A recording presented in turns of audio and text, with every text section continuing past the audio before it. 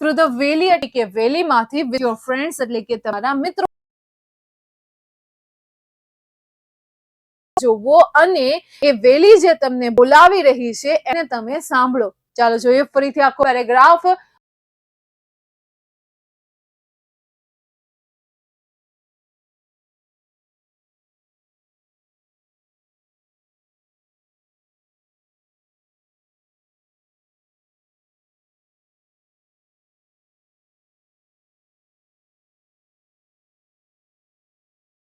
Rhythmic sound of water, rich flora, fauna.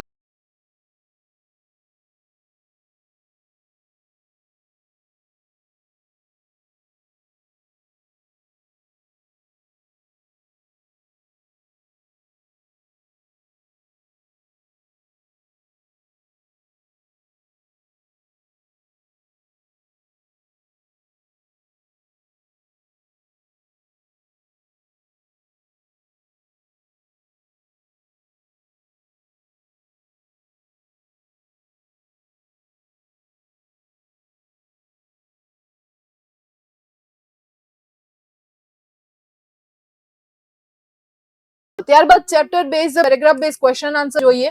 બાકી બધું મતલબ કે સેટ ઓફ ધ વર્ડ છે એ બધું આપણે રિવિઝન બેચ હમણાં આવવાની છે, ખબર છે ને? તમને પણ રિવિઝન બેચ પ્રોવાઈડ કરવામાં આવશે. મતલબ કે જે ચેપ્ટર ચાલી ગયા છે એ, અને ખાસ કરીને એ રિવિઝન બેચમાં ઇંગ્લિશ સબ્જેક્ટમાં હું ફોકસ કરીશ આ પેરેગ્રાફ બેઝ ક્વેશ્ચન આન્સર ઉપર. કારણ કે સૌથી મોટી ક્વેરી કાં તો આ પેરેગ્રાફ ક્વેશ્ચન આન્સર ઉપર હોય, સેટ ઓફ ધ વર્ડ ઉપર હોય, વુ સેડ ટુ વુમ ઉપર હોય. 9 ને 10 ને 11 માંથી તમને વુ સેડ ટુ વુમ તો પૂછાશે જ નહીં. બંનેમાંથી કઈમાં નહીં પૂછાય.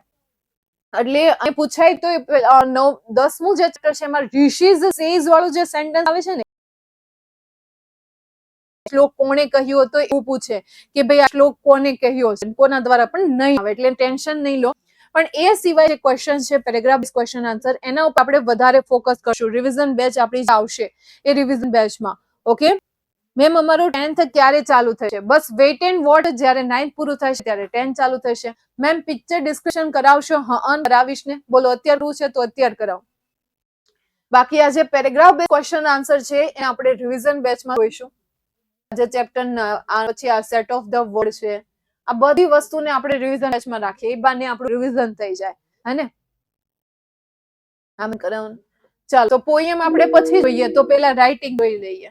પેલા રાઇટિંગ વિભાગ જોઈ લઈએ. લેખન જે છે ને એ લેખન વિભાગ. ઠીક છે?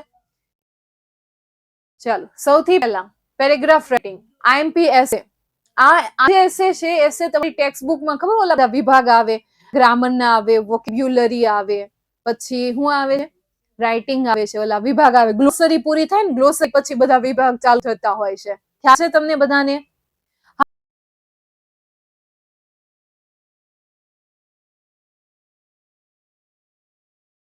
બહારનું કોઈ હોય તો હા યાદ છે. બસ એમાંથી મેં આ કલેક્ટ કર્યું છે. હોબી તમને એમાં આપ્યું છે. ત્યારબાદ ઇન્ડિપેન્ડન્ટ ડે અને રિપબ્લિક ડે તમે આપેલું હોય. ત્યારબાદ visit to a historical place, આ તમારા 5મા ચેપ્ટર રિલેટેડ છે. પીકોક અવર નેશનલ બર્ડ તો તમારું અવર ફીધર ફ્રેન્ડ વાળું જે છે. વિઝિટ ટુ હિલ સ્ટેશન તો હમણાં આપણે અત્યારે 11મું ચેપ્ટર કમ્પ્લીટ કર્યું, તો આ એના રિલેટેડ છે. તો આ જે એસે છે એ એસે ચેપ્ટર રિલેટેડ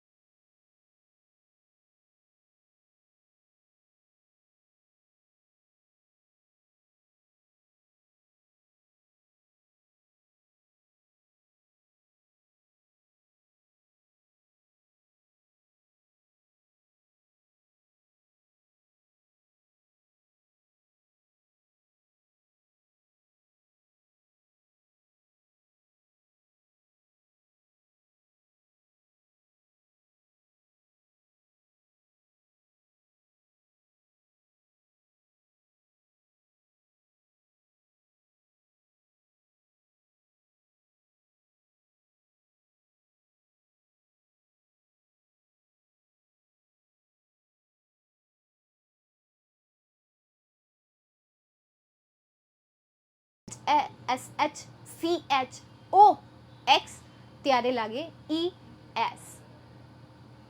લાગે ને? આવું જ કંઈક યાદ રાખતા હતા ને તમે? શું હોય? જે ક્રિયાપદની પાછળ S હોય, જે ક્રિયાપદની પાછળ SH હોય, જે ક્રિયાપદની પાછળ CH હોય, જે ક્રિયાપદની પાછળ O હોય, જે ક્રિયાપદની પાછળ X હોય, તો ત્યારે ક્રિયાપદમાં ES લાગશે. ડન? હા, જો કીર્તિએ લખ્યું, હીરે લખ્યું, હે મેં બીજા યુનું શું કામ છે? જો તું એકલો હોય ને તો હું એમ કહું કે you are a good boy, you are a good boy. પણ તમે બે છો તો હું શું કહીશ? You are good boys, you are good boys, અથવા તો you both are good boys. બરાબર? તો એક વચન હોય તો પણ યુ વપરાય, બહુવચન હોય તો પણ યુ વપરાય. તું સારો છે, તમે સારા છો, તો તમે માટે યુ અને એક માટે યુ. તું એક હોય તો યુ અને બહુવચન હોય તો પણ યુ જ આવશે. હા, done? You both are good boys. તો આ થઈ ગયું. હવે આપણે પાછળ છેલ્લે લખી નાખીએ. હવે વધારાના શબ્દ જેમ કે કેન, જેમ કે મે, જેમ કે મે, જેમ કે મસ્ટ, આ સિવાય હેવ ટુ આવે. Have to, has to, had to. Had to તો જો કે પાસ્ટ કહેવાય. Have to, has to, ought to, આ બધા શબ્દ આમાં આવે, પણ મેં લખ્યા નથી. એ ભણશો ને આગળ એટલે તમને સમજાતા જશે. અમુક વસ્તુ હોય કે જે નિયમોમાં એકાદ ન કહી દેવાય. ધીરે ધીરે ડોઝ અપાય. આપણે જ્યારે કોરોના હતો ત્યારે વેક્સિન આપવા જવા નથી તો એકાદ 2 ડોઝ આપી દેવાય. પહેલા 1 ડોઝ આપતા ને પછી અમુક દિવસો પછી આપણને બીજો ડોઝ આપવા માટે કહેતા કે હાલો હવે તમારે બીજો ડોઝ આપવાનો છે. કહેતા કે ન કહેતા? એકારે તપાય નહીં. એટલે આપણે ડોઝના પણ શું કર્યા હતા? પાઠ કર્યા હતા. હવે મારું ટેમ્પરેચર અહીંયા છે ને થોડુંક વધારે નાખવું એટલે મને અહીંયા થોડુંક આમ સારું ફીલ થાય. હા નહીં વળી તો કેટલું ઠંડુ ઠંડુ થઈ ગયું છે. સાહિલભાઈ હોત તો 16 ઉપર હોત. ચાલો, મને ડોલ્ફિન મળતી નથી તો તમે PDF ફાઇલ એલા ભાઈ મોકલી. શાંતિ તો રાખ ભલે. એલા તમે પાછા શાંતિ ન રાખો. આ તો હું ખાલી એમ કહું કે ભાઈ હા હું તમને મોકલી, ત્યાં તો માથે ચડી જાય. ખમે બીજા તઈ હું વળી લે. મેમ હું સુરતમાં આવ્યો છું, આપજો તો નવરા થાવ તો દર્શન. ઓકે? અરે વર્ષે ના ના ભાઈ વાંધો નહીં. શું શાંતિ? તો લઈ આવી જા પ્રાંજલ. બહુ ઉતાવળી થતી હોય તો, વેત હોય તો. ન્યા દોઢી થાય છે. શું શાંતિ? બહુ ઉતાવળ છે? જા મળતી હોય લઈ આય. તાર પાસે એક જ ઓપ્શન, 2 ઓપ્શન છે. એક, તને બહુ ઉતાવળ થતી હોય તો દુકાને જઈને લઈ આય. નંબર 2, તારે અહીંયા જોતી હોય ને તો શાંતિ રાખવી પડશે. બહુ દોઢી થામાં લે વળી. કેટલી શું શાંતિ? બસ એ જ શાંતિ. ચાલો નેક્સ્ટ આગળ જઈએ અને સમજીએ. તો આ સમજી ગયા તમે કે ક્યારે ડુ ડઝ લાગે, કોની પાસે હેવ એઝ લાગે, ક્યાં એમાં લાગે, ક્યાં ઇઝ લાગે, ક્યાં આર લાગે, ક્યાં આ લાગે, ક્યાં ફલાણું, ક્યાં પૂછવું. હવે આપણે આને ઇંગ્લિશ કરવું છે. મને જો કે બહુ આવડતું તો છે નહીં પણ ટ્રાય કરશું આપણે. બરાબર છે? તે રમે છે તો તે તરીકે કોણ? હી. તો હું અહીંયા લખું હી, PLAY, પછી પ્લે લખું કે પ્લેઝ? હી પ્લેઝ. કારણ કે હી હોય તો એની સાથે ક્રિયાપદનું કેવું રૂપ લાગે? મૂળ રૂપ લાગે. સોરી, ક્રિયાપદનું SKES વાળું રૂપ. ત્યારબાદ તે રમી રહ્યો છે તો હી ઇઝ પ્લેઇંગ. ING નું રૂપ લાગશે વાક્ય રચના પ્રમાણે. ચાલુ વર્તમાન કાળ છે એટલા માટે. તો હી ઇઝ પ્લેઇંગ. તેણે ખાધું છે, હજી હમણાં જ ખાધું છે તો હી, પછી ક્રિયાપદનું કેવું સહાયકારક ક્રિયાપદ તરીકે શું આવશે? હેઝ. પછી આ પ્લેનું V3 નું ફોર્મ શું થઈ જાય? પ્લેડ. તો he has played. Full stop. ત્યારબાદ તે સવારનો ખાય છે, સોરી ખાઈ રહ્યો છે તો આપણે સવારનો ખાઈ રહ્યો છે એવું દર્શાવીએ હી. ત્યારબાદ શું આવે? હેઝ આવશે. ત્યારબાદ આવશે બીન. ત્યારબાદ ક્રિયાપદનું આઈએનજીનું રૂપ પ્લેઇંગ. તો હવે સવારના માટે શું લખાય? તો સવારનો ખાઈ રહ્યો છે એટલે સિન્સ મોર્નિંગ. કેવું મોર્નિંગ? Since morning. ભાઈ સવારનો એ ખાઈ રહ્યો છે, બરાબર. તો મેં લખ્યું સવારથી. તો થી માટે શું લખ્યું મેં? સિન્સ. અને સવાર માટે ઇંગ્લિશ શબ્દ શું લખ્યું? Morning. Done. He has played. Has played. Has played જ આવે ને, કારણ કે પૂર્ણ વર્તમાન કાળ છે. પ્લેની જગ્યાએ ઈટ આવે. અચ્છા, ખાધું નહીં, રમ્યો. તે ખાધું. ખાધું માટે આપણે પ્લેડ નહીં રાખીએ, એટન રાખીશું. ઈટ એટ ઈટન એવું રાખવું પડે ને. તો એટ એનું આવે, ઈટન આવે. તો આપણે અહીંયા શું લખીએ? ઈટન. ઈટન. પછી અહીંયા શું આવશે? ઈટિંગ આવશે. અહીંયા જે પ્લેઇંગ લખ્યું છે એ પ્લેઇંગની જગ્યાએ શું આવશે? ઈટિંગ આવશે. ડન. હવે ઓકે. એટ નહીં આવે. એટ ક્યારે આવે? V2 નું ફોર્મ હોય ને ત્યારે એટ આવે. ઓકે. વાક્ય રચના લખાવો ને. નહીં, સોરી, વાક્ય રચનાની સિસ્ટમ ભૂલી જાઓ. વાક્ય રચનામાં પડ્યા તો લાંબી પ્રોસેસ. એવું નહીં કે વાક્ય રચનાથી નહીં શીખાય. હું તો કહું કે વાક્ય રચના વગર જ શીખવાની હેબિટ રાખો. વાક્ય રચનાને પકડશો તો એમાં ને એમાં ગૂંચવાયેલા રહેશો.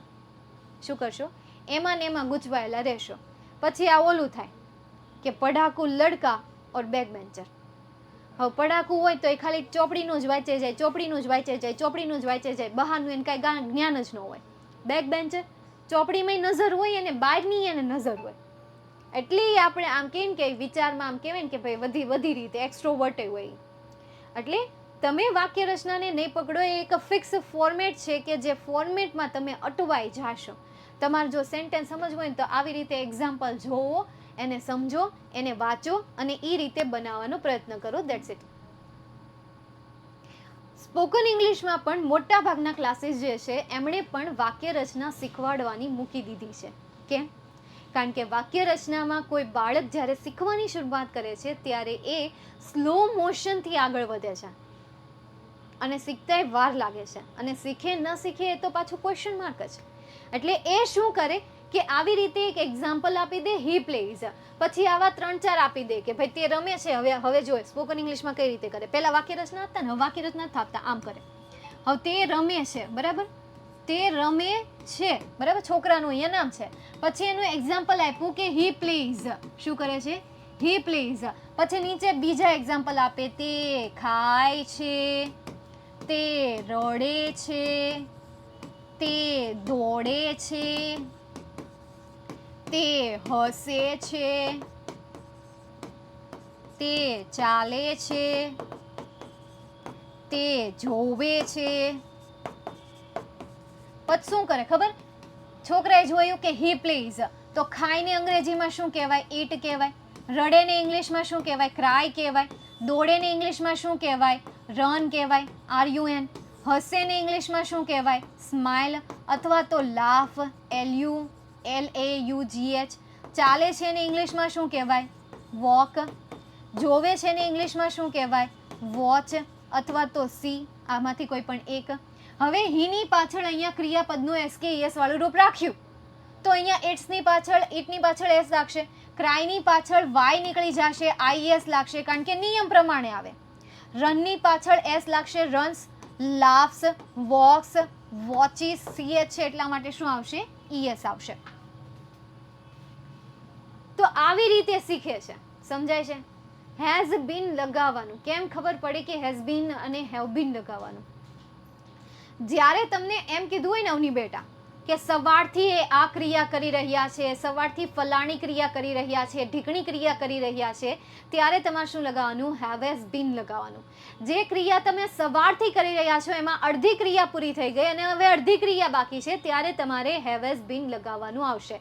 લેક્ચરને શાંતિથી જોજો. હજી પણ જે વિદ્યાર્થીઓને ટેન્સ બિલકુલ પણ નથી સમજાણા, જરા પણ નથી સમજાણા, એમને હું હાર્ટલી રિક્વેસ્ટ કરીશ કે એ શાંતિથી આખા સેશનને જોશે સમજવાનો પૂરેપૂરો પ્રયત્ન કરશે, કારણ કે મેં ક્લિયરલી એમાં સમજાવેલું છે કે હેવેઝ બીન ક્યારે લાગે, ચાલુ પૂર્ણ વર્તમાન કાળ કોને કહેવાય, અને એનું એક્ઝામ્પલ આપીને પણ સમજાવ્યું છે, લાઈવ એક્ઝામ્પલ આપીને સમજાવ્યું છે કે જે આપણે અત્યારે ક્લાસમાં કરી રહ્યા છીએ. ઓકે બેન, અમે સમજાઈ ગયું, થેન્ક્સ. હા મેમ, જોવાને લુકિંગ કહેવાય. હા લુક કઈ હાલે, લુક એટલે જોવું જ થાય, પણ લુક એટલે દેખાવની, નેચરના દેખાવની વાત કરેલી હોય. Okay, your nature is very good. भाई जो सामने वाले का नेचर होता है वो मेरा नेचर होता है. सामने वाला शांत तो अपन शांत, सामने वाला माथा भारे तो अपन ऑल्सो माथा भारे. हाँ नहीं मिली तो ऐसा नेचर है. अभी आप मस्ती मजाक करो, मैं आपको भर लेती हूँ कि नहीं देख लो, खींचाती हूँ कि नहीं देख लो. आप इतना डांटूगी कि आप रोने लगोगे वहां पे बैठे बैठे. तो जैसा आपका नेचर वैसा मेरा स्टाइल, वैसी मेरी मेथड रहेगी. समझ रहे हो? हेलो,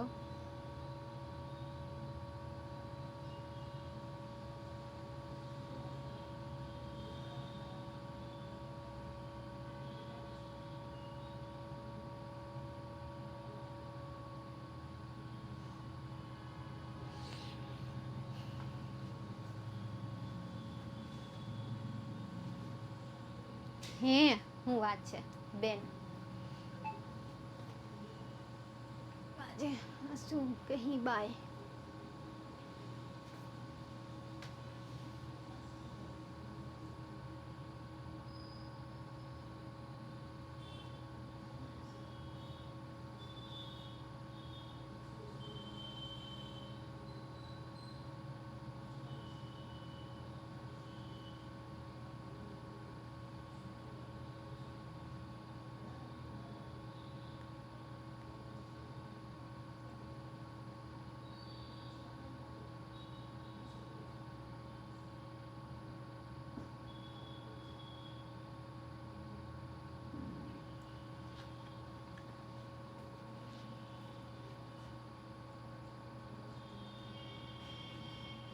ચાલો નથી અઘરું ને? હાલો હવે આગળ જોઈએ આપણે.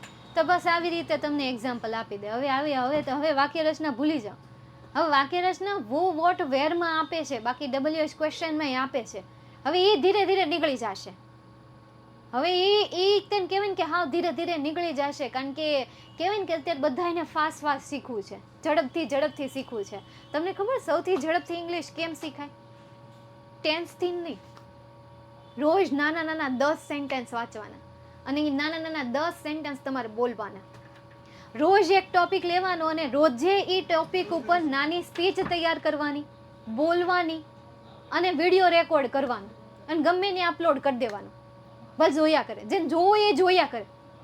ડેઈલી એક ટોપિક પકડો, ડેઈલી એને બોલો, મોઢે બોલો, લખીને નહીં બોલવાનું. મોઢે બોલો, એનું ગુજરાતી ભાષાંતર કરો, બોલે જાઓ, પ્રેક્ટિસ કરીએ જાઓ, વિડીયો ઉતારતા જાઓ, અપલોડ કરીએ જાઓ, ઇંગ્લિશ આવડી જાય. નહીં વાક્ય રચનાની જરૂર પડે, નહીં ગ્રામરની જરૂર પડે. ઓટોમેટિક તમને સમજાઈ જશે કે આખિરકાર ગ્રામર કઈ રીતે લાગે છે, કયો કાળ છે, કેવી રીતે વાતચીત થાય છે. તમે એ પેરેગ્રાફ વાંચો, એ ટોપિક વાંચો, તો એ ટોપિકનું જ્યારે ગુજરાતી કરશો તમને સમજાય કે અચ્છા આને વર્તમાન કાળ કહેવાય, અચ્છા આને ભૂતકાળની વાત કહેવાય, અચ્છા આને ભવિષ્યકાળની વાત કહેવાય. બસ આ જ, આના સિવાય કાંઈ નહીં. એટલે બોલવાની પ્રેક્ટિસ ધીરે ધીરે આ સ્પીડ આવી જશે. બરાબર? ધીરે ધીરે, એમ નહીં કે ઝડપથી આવી જ જશે, એક ઘાઈ આવી જશે.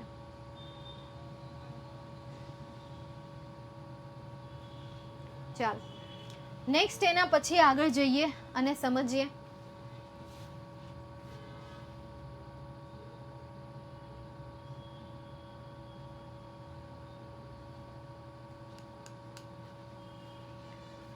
તો આ હતું તમારું વર્તમાન કાળ, આખો વર્તમાન કાળ. બીજું મારે તમને કંઈક સમજાવવાનું હતું. હા, એ સમજાવવાનું એવું હતું, આમાં હું ઘડીક લાલ કલર લઉં છું. લાલ કલર લઉં છું એટલે કોઈ એમ ન કહેતા કે મેમ દેખાતું નથી. એ રેડ ઝોનમાં આવે છે ને એટલા માટે મારે લાલ કલર લેવો પડે છે. તો આ જે ડુ ડસ ડ આબલા ડુ આબલા ડી આબલા ડી. તો આ જે છે, આ જે શબ્દો છે એ શબ્દો ક્યારે આવશે?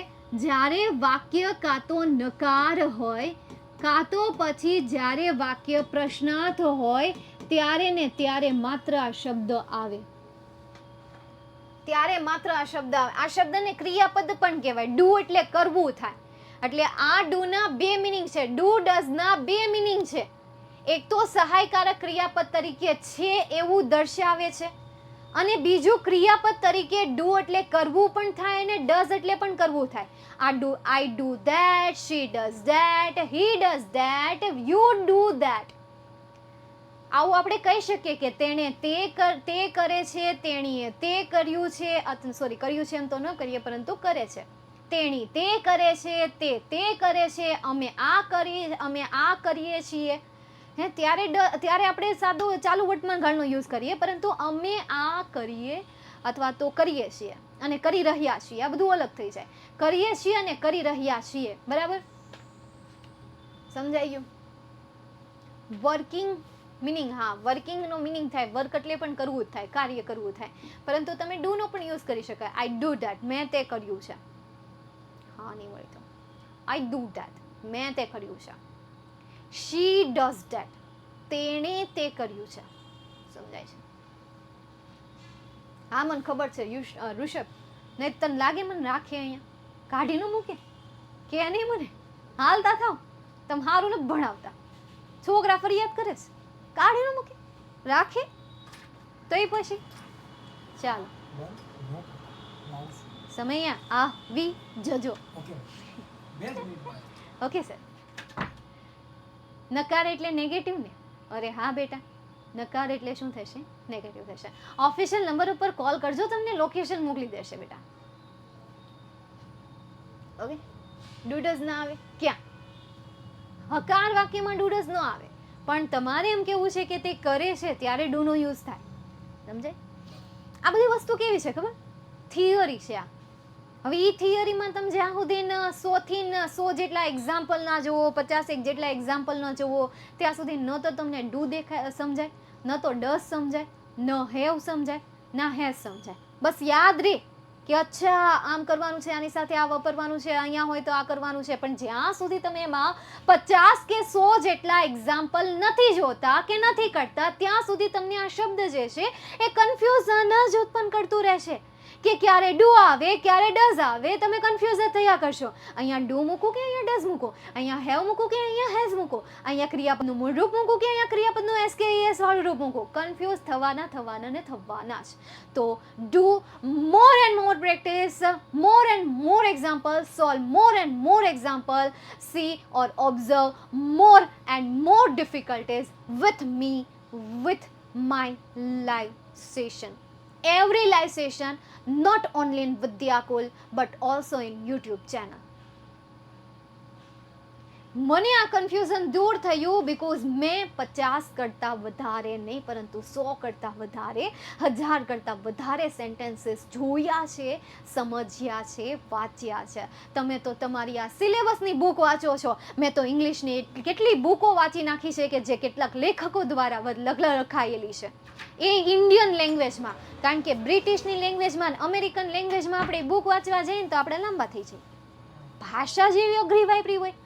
અત્યારે તમે ખાલી આ શબ્દ સાંભળો ત્યાં તમે માથું ખંજોળો, મેં સમજાતું નથી. 3 વાર જુઓ તોય તમે એમ કહેતા સમજાતું નથી. તો હજી તો તમે ઈ લેંગ્વેજે તો પહોંચાય નથી. આ તો હજી તમે લિટરેચરમાં રખડો છો, હજી હાઈ લિટરેચરમાં પહોંચાય નથી. એટલે રોદડા નથી રોવાના, સાની મની પ્રેક્ટિસ કરવા માંડજો. ઠીક છે? જે એમ કહે છે કે હેબિટેટ્સ જે છે બાકી છે તો એકવાર પહેલેથી લેક્ચર જોઈ લેવો. ચાલો તો અહીંયા સુધી આપણે આજનો લેક્ચર રાખીએ, મળીએ નેક્સ્ટ સેશનમાં. ત્યાં સુધી ભાઈ ભલામણ નોટબુકમાં બધું ઉતારી લ્યો. તો મળીએ નેક્સ્ટ સેશનમાં. See you soon and bye, take care.